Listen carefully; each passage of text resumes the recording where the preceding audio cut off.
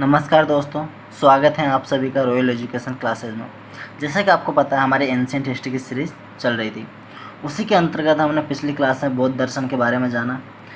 बौद्ध दर्शन की उसी सीरीज़ को आगे बढ़ाते हुए आज हम बात करेंगे बौद्ध धर्म की, एक ऐसा मार्ग जिसने संसार को शांति, करुणा और सत्य की राह दिखाई।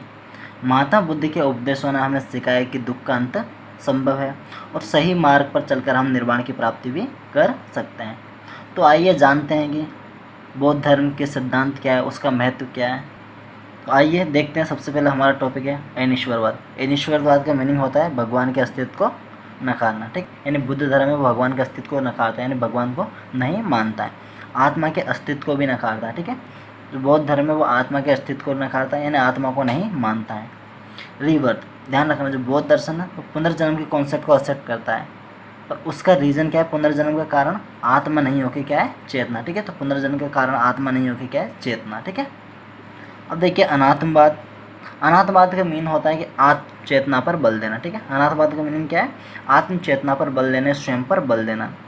वेदों को एक्सेप्ट नहीं करता है, लेकिन जो वेदों का सार है उसको एक्सेप्ट करता है क्या? बौद्ध धर्म, ठीक है। तो बौद्ध धर्म वेदों को एक्सेप्ट नहीं करता है, लेकिन वेदों के सार को एक्सेप्ट करता है। बुद्ध धर्म कहते हैं कि प्रकृति वो प्राकृतिक नियमों से संचालित होती है, यानी जो प्रकृति है वो कौन से नियमों से? प्राकृतिक जो नियम है उनसे संचालित होती है। बौद्ध दर्शन में जीवन का उद्देश्य क्या है? निर्वाण। निर्वाण यानी मोक्ष को प्राप्त हो जाना, ठीक है। तो जीवन का उद्देश्य क्या है? निर्वाण, ठीक है। निर्वाण का मतलब क्या होता है? जन्म मृत्यु के चक्र से मुक्ति, ठीक है। जन्म मृत्यु के चक्कर से मुक्ति ही क्या है? निर्वाण, ठीक है। अब बौद्ध धर्म है जो मध्यम मार्ग को अपनाते हैं। मध्यम मार्ग यानी ना तो बहुत अधिक कठिन और ना ही बहुत अधिक सरल, ठीक है। तो मध्यम मार्ग यानी ना तो बहुत अधिक कठिन, ना ही बहुत ज़्यादा सरल, ठीक है। जन्म आधारित जाति को और वर्ण व्यवस्था को एक्सेप्ट करते हैं। फिर देखिए पृथ्वी समुत्पाद। अब देखिए पृथ्वी समुत्पाद का कॉन्सेप्ट क्या है? यानी एक वस्तु के विनाश के बाद दूसरी वस्तु क्या लेती है? जन्म लेती है, ठीक है। तो पृथ्वी समुत्पाद का कॉन्सेप्ट क्या है कि अगर मान के चलिए कोई वस्तु है ना, वो नष्ट हो रही है, तो उसी से एक नई वस्तु का निर्माण हो रहा है, ठीक है। इसका मतलब एक वस्तु के विनाश के बाद दूसरी वस्तु जन्म लेती है। अब देखिए क्षणिकवाद। क्षणिकवाद का मीन्स है संसार में कोई भी चीज़ क्या नहीं है? स्थिर नहीं है, ठीक है। क्षणिकवाद का मतलब कोई संसार में जो भी चीज़ है वो कोई चीज़ स्थिर नहीं है, एक दिन उसका विनाश होना ही है, ठीक है। फिर देखिए अगला कौन सा? शून्यतावाद का। शून्यतावाद मतलब संसार की सभी वस्तुएं क्या है? सत्ताहीन है, ठीक है। आगे देखिए बौद्ध दर्शन के जो त्रिपिटक कौन कौन से? बौद्ध दर्शन के त्रिपिटक, ठीक है। तो बौद्ध दर्शन के त्रिपिटक कौन कौन से हैं? सुत्त पिटक, विनय पिटक और अभिधम पिटक, ठीक है। तो 3 पिटक है बौद्ध दर्शन के, सुत्त पिटक, विनय पिटक और अभिधम पिटक। अब देखिए सुत्त पिटक के बारे में देखते हैं। सुत्त पिटक के अंतर्गत क्या है? बुद्ध के उपदेश, ठीक है। तो बुद्ध के उपदेश किसके अंतर्गत है? सुत्त पिटक के अंतर्गत, ठीक है। अब देखिए सुत्त पिटक का संकलन किसने किया? तो आनंद ने इसका संकलन करते हैं। कौन करते हैं? आनंद किसका संकलन करते हैं? सुत्त पिटक का संकलन करते हैं। ध्यान रखना ये बौद्ध धर्म के जो त्रिपिटक है ना, बौद्ध साहित्य सुत्त पिटक, विनय पिटक, अभिधम, इनसे एग्जाम में क्वेश्चन पूछे जाते हैं, ठीक है। तो इंपॉर्टेंट है, ध्यान रखना, ठीक है। उसके बाद अगला आता है हमारा विनय पिटक, ठीक है।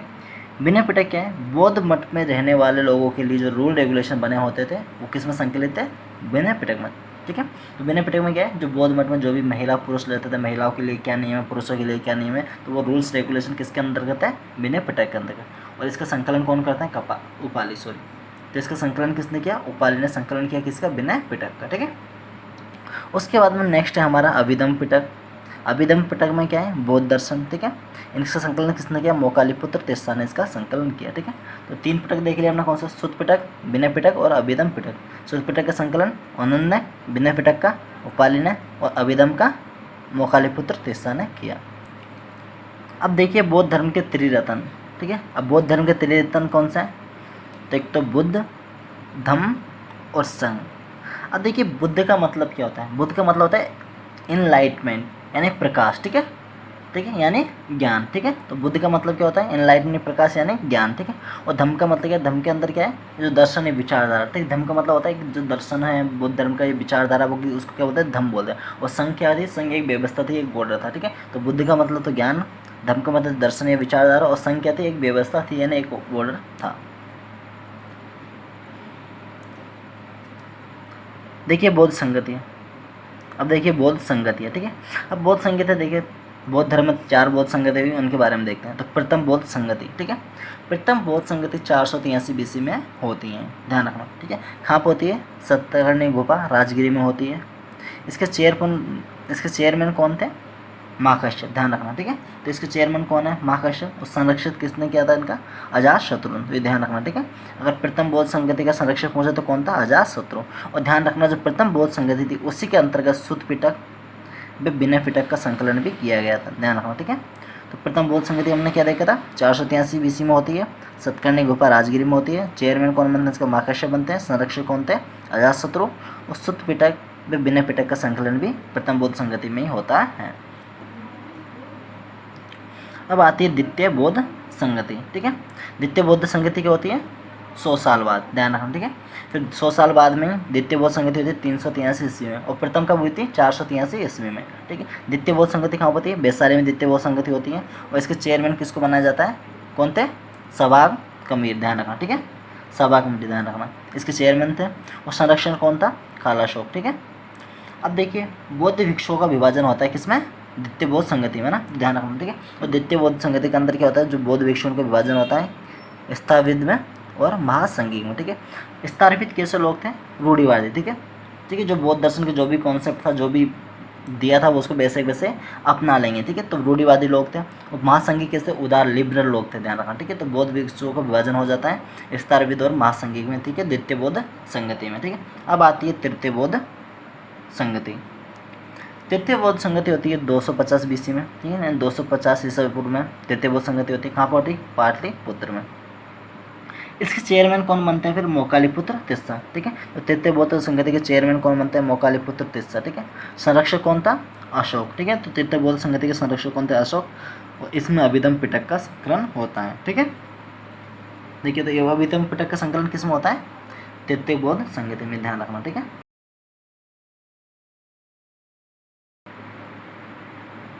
अब देखिए चतुर्थ बौद्ध संगति, ठीक है। और चतुर्थ बौद्ध संगति का आयोजन कब होता है? 98 AD में, ठीक है। और कहाँ पर होता है? कुंडलवन कश्मीर, ठीक है। तो चतुर्थ बौद्ध संगति का आयोजन 98 AD में होता है। कहाँ पर होता है? कुंडलवन कश्मीर में। और इसके चेयरमैन कौन बनते हैं? वसुमित्र, ठीक है। तो चतुर्थ बौद्ध संगति के चेयरमैन कौन थे, यानी अध्यक्ष कौन थे? वसुमित्र। चतुर्थ बौद्ध संगति फिर बनता है डिप्टी चेयरमैन, ठीक है। अब डिप्टी चेयरमैन उपाध्यक्ष कौन थे इसके? अश्वघोष, ठीक है। तो चतुर्थ बौद्ध संगति के उपाध्यक्ष कौन थे? अश्वघोष, ठीक है। इसका संरक्षण किसने किया था? कनिष्क ने, ठीक है।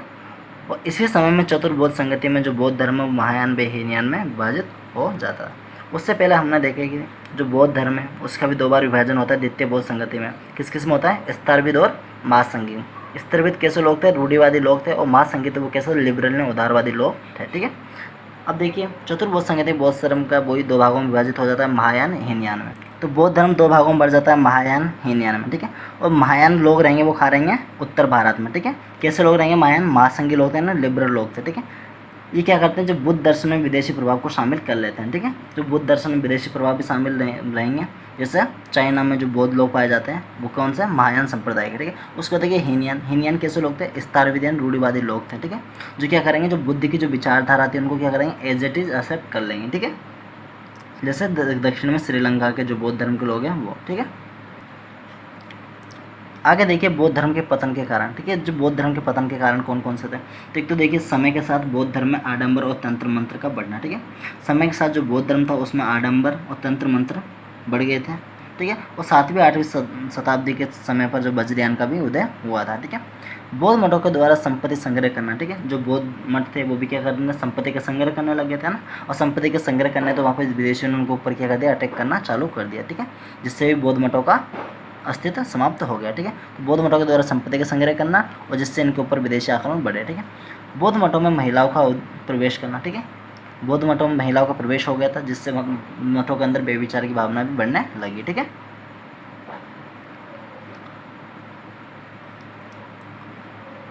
सनातन ब्राह्मण धर्म में सुधार होना, ठीक है। और धीरे धीरे सनातन जो ब्राह्मण धर्म है उसमें भी धीरे धीरे क्या सुधार होने लगा था। समय के साथ बौद्ध धर्म को मिलने वाला राजकोषीय संरक्षण भी समाप्त हो गया था, ठीक है।